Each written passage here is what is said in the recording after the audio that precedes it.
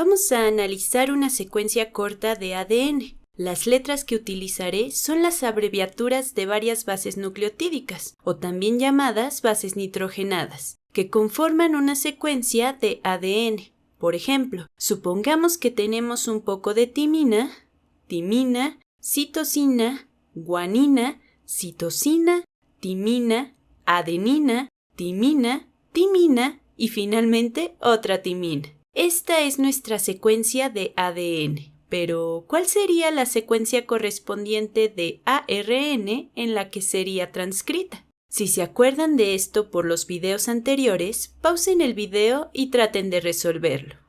Bueno, aquí la clave es que si hablamos de pares de bases en el ADN, la adenina se empareja con la timina y la citosina se empareja con la guanina. Pero si hablamos de esos pares en el ARN, entonces en lugar de timina, en el ARN aquí tenemos uracilo. Así que en este caso, si en el ADN tenemos timina, eso corresponde a una adenina en el ARN. Adenina, guanina, citosina, guanina, adenina, y como esta es una hebra de ARN, aquí en lugar de timina tenemos uracilo. Y después adenina, adenina. Bien, este proceso que acabamos de hacer se conoce como transcripción. Y en este caso fue una transcripción del ADN al ARN.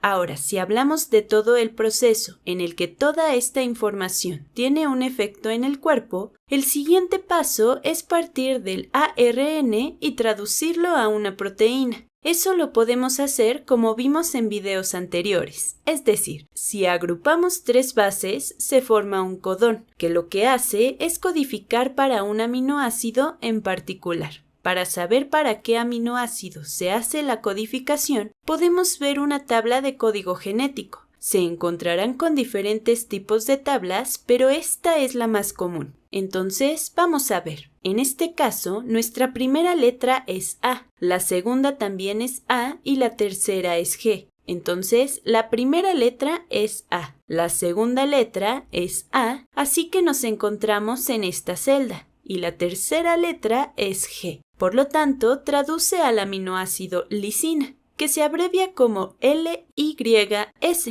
Esto quiere decir lisina, pero también pudimos haberlo obtenido de otro tipo de tabla. Puede que se encuentren con una tabla circular que se ve así. De cualquier manera, obtenemos el mismo resultado. El triplete AAG, empezando desde el centro, sería AAG, y eso codifica para lisina.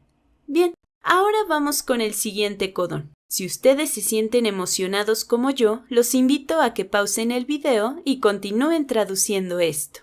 El siguiente codón es CGA. Entonces, CGA codifica para arginina.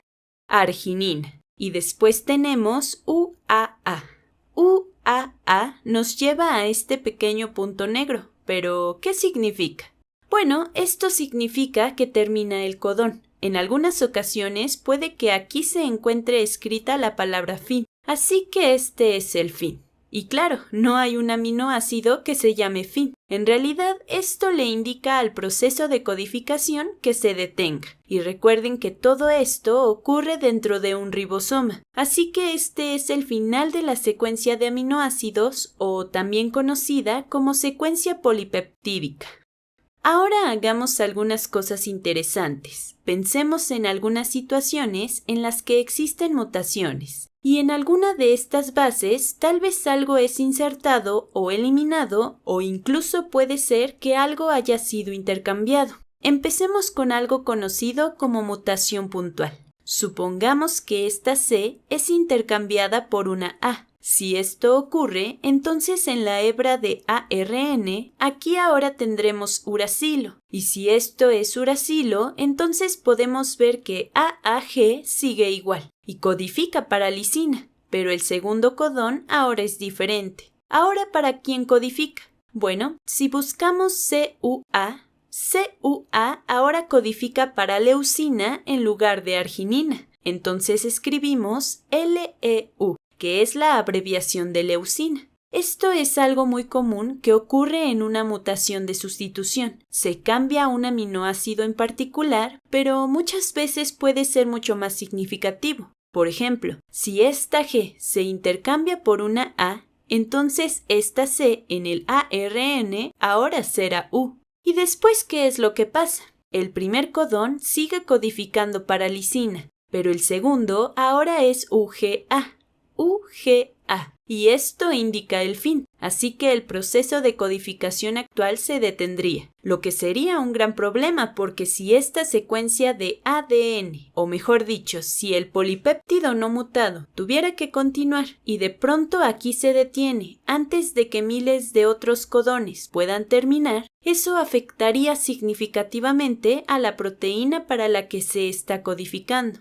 Ahora, otro tipo de mutación que comúnmente tiene un efecto significativo es la mutación con desplazamiento del marco de lectura, que es donde algo que es insertado o eliminado lo cambia todo.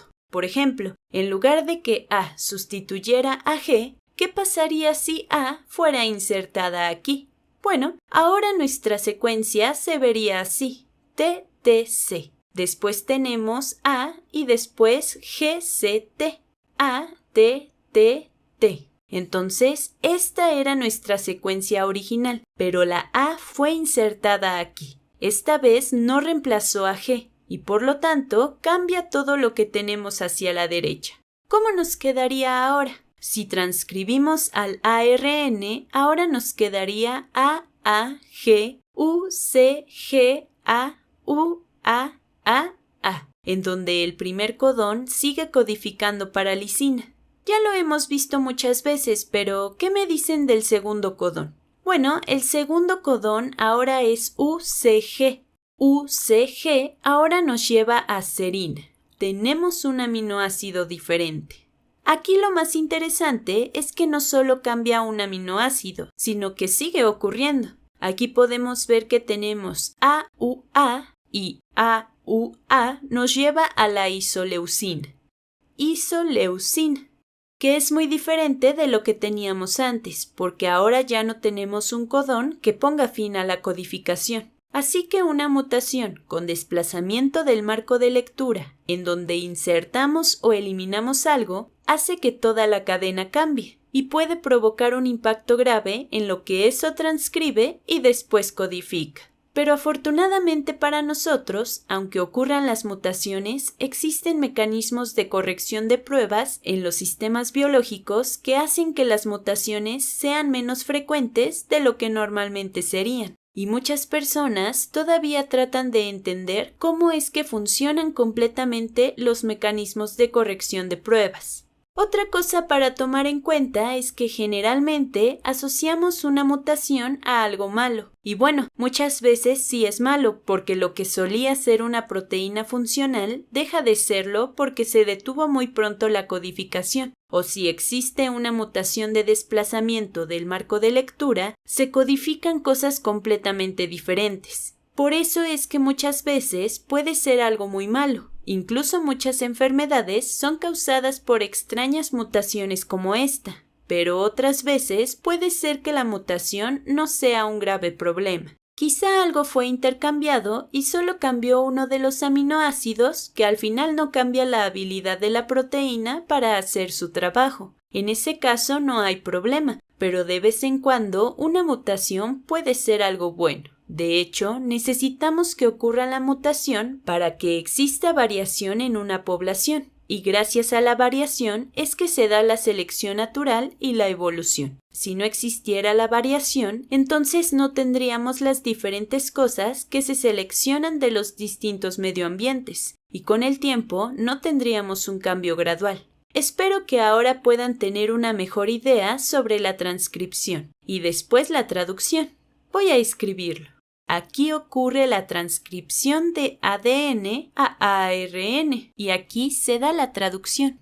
Traducción del ARN a proteína. Aquí pudimos darnos una idea de cómo funciona. cómo usar estas tablas de código genético, pero también vimos el impacto que una mutación puntual o una mutación de desplazamiento del marco de lectura puede tener en la proteína para la que se codifica. Nos vemos en otro video.